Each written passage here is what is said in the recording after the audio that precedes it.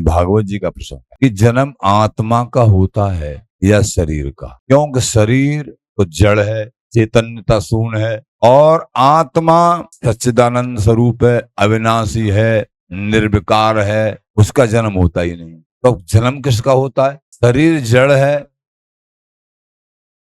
अचेतन है, चैतन्य नहीं है, और आत्मा निर्विकार है, अजो नित्य शाश्वतो अयम प्राणो न हन्यते हन्यमाने शरीरे। वो शरीर के नष्ट होने पर भी वो अजन्मा है, कभी नष्ट नहीं होती है। तो फिर ये जन्म किसका होता है? भगवान बोले जब तक ये देह का अभिमानी जीव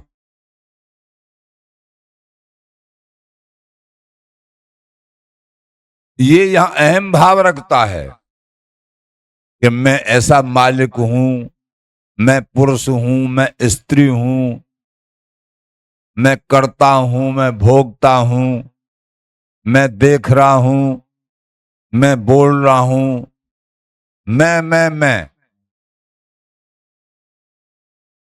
ये इंद्रियों का अभिमानी, प्राणों का अभिमानी।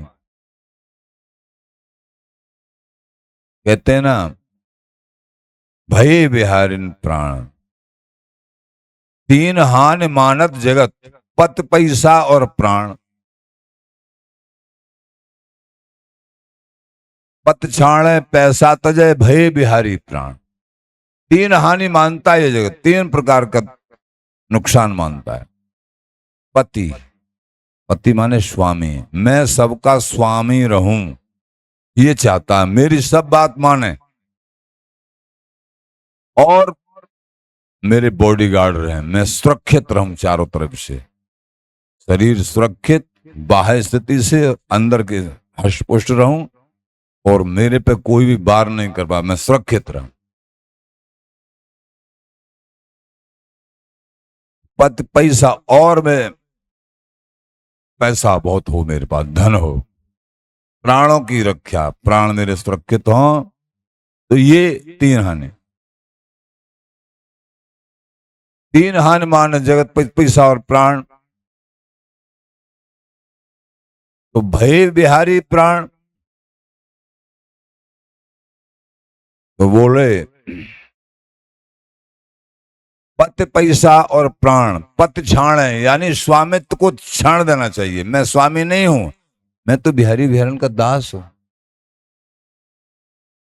पत छाणे पैसा तजय, पैसा की आसक्ति को त्याग देना चाहिए। नहीं, आसक्ति प्रभु में हो जाएगी। पैसा होना बुरी बात नहीं, पैसा में आसक्ति नहीं हो।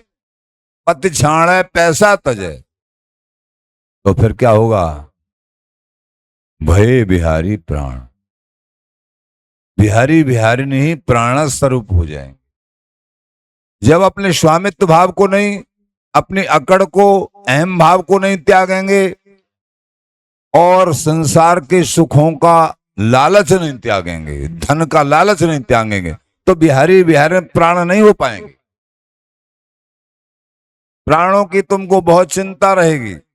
जब बिहारी बिहारी प्राण हो जाते हैं तो प्राणों की चिंता नहीं।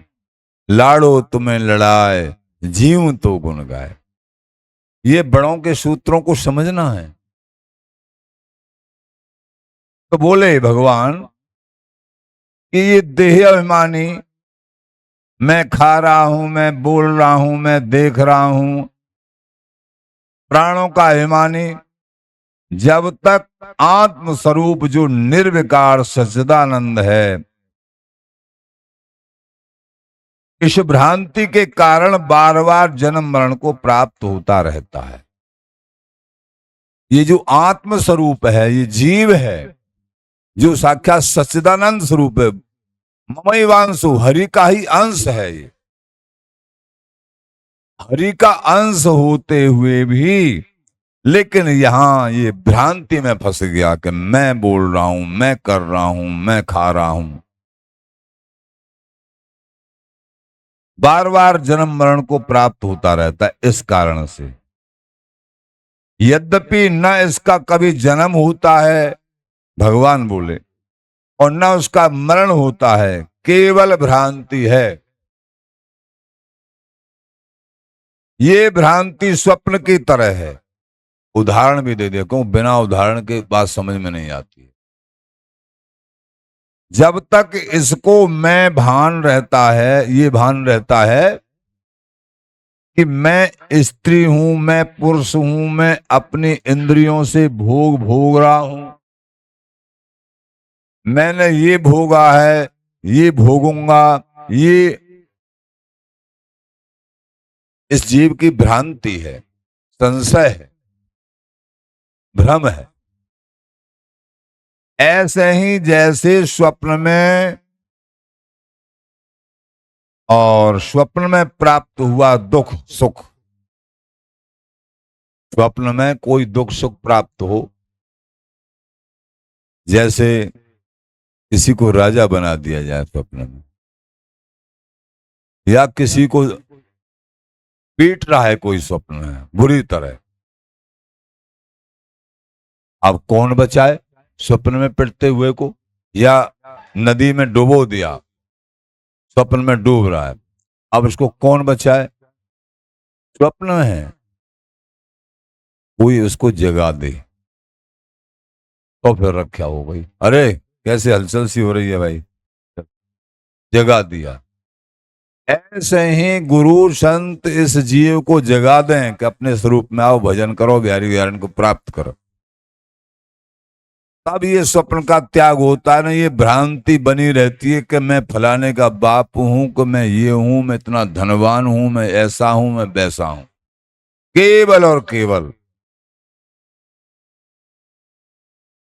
तो स्वप्न में प्राप्त हुआ दुख सुख जब तक जागता नहीं, उसको सत्य भासता है, उसको सत्य लगता है स्वप्न में। स्वप्न ऐसा थोड़ी लगता मैं स्वप्न देख रहा हूं, वो उसको सत्य मानता है, मुझे कोई डुबा रहा है, कोई बचाओ मुझे, ऐसी उसकी आशा रहती है। ऐसे ये जागृत भी स्वप्न ही है, वो सोने के समय का स्वप्न है, ये जागृत भी स्वप्न है।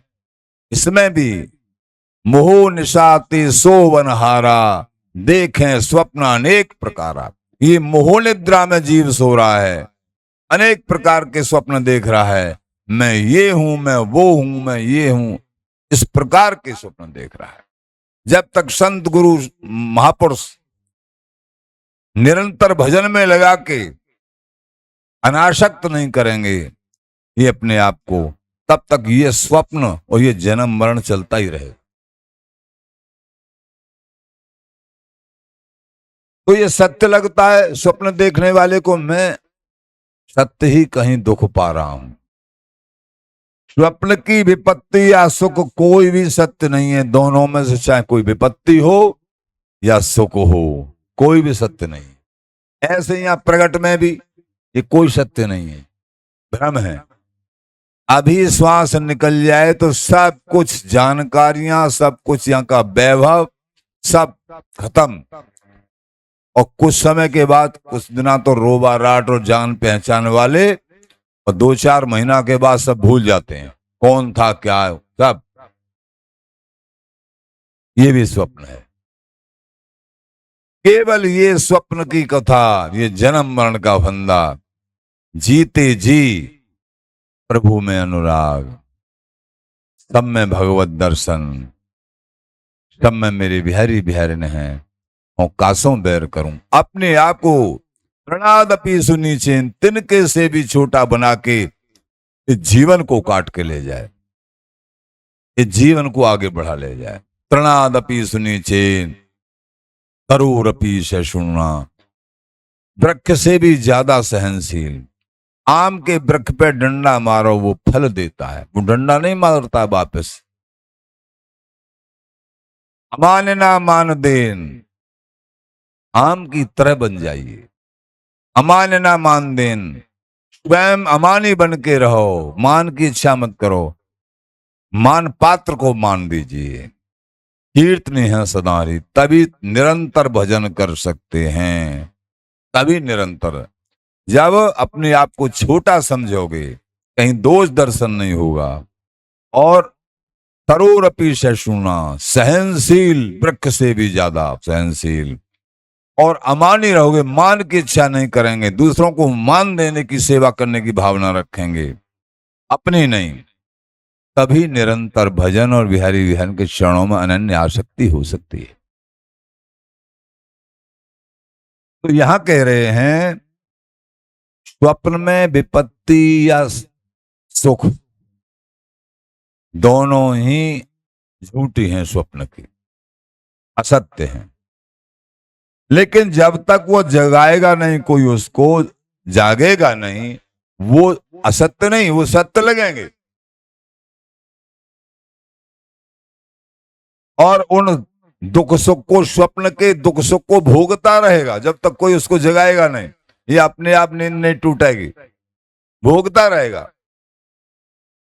ऐसे ही बिल्कुल जन्म मरण की बात है। जो आत्मा है ये निर्विकार है, शरीर माया से रचा हुआ है। लेकिन जो मनुष्य अपने को स्त्री या पुरुष मानकर विषय भोगों का चिंतन करता रहता है, महापुरुष श्री भगवान उद्धव जी से कह रहे हैं, महापुरुष लोग कृपा करके, संत महापुरुष ये जनों पर बड़ी कृपा करते हैं, गुरुजन। ये सत्संग ही तो अमृत है, सत्संग ही अमृत है। तो कह रहे हैं यहां, वह ज्ञानी स्वप्नवत भोगों में फंसा हुआ जन्म मरण रूपी संसार से कभी भी निर्लिप्त नहीं हो सकता है जब तक ये जगेगा नहीं। विषयों से वैराग, प्रभु के चरणों में अनुराग, यही जगना है। जगना क्या है? विषयों से पूर्ण रूपेण वैराग और हरि के चरणों में अनन्य अनुराग, बिहारी विहरण के चरणों में अनन्य अनुराग। सवै त्याग अनुराग भागवत त्वय अखरा। सुखदेव जी महाराज ने श्रीमद् भागवत जी में 2 अक्षरों में सारी बात कहते, सब त्यागो और बिहारी विहरण के चरणों में अनुरागो। बस अब अनुराग कैसे बनेगा और वो त्यागा कैसे जाएगा? इसके लिए सत्संग, भजन और ये सब है।